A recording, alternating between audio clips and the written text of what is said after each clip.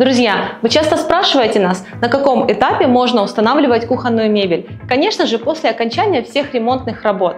Для начала мы выравниваем пол и укладываем напольное покрытие.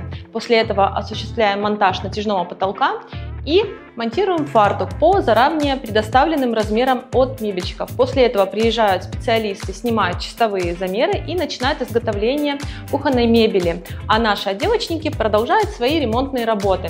Как только ремонт готов, заходят мебельщики, устанавливают все шкафы, подгоняют шкафы под фартук. Стык между столешницей и фартуком закрывается маленьким силиконовым аккуратным швом, и вы получаете современную и эстетичную кухню. Подпишись, чтобы не пропустить новости про отделку и дизайн.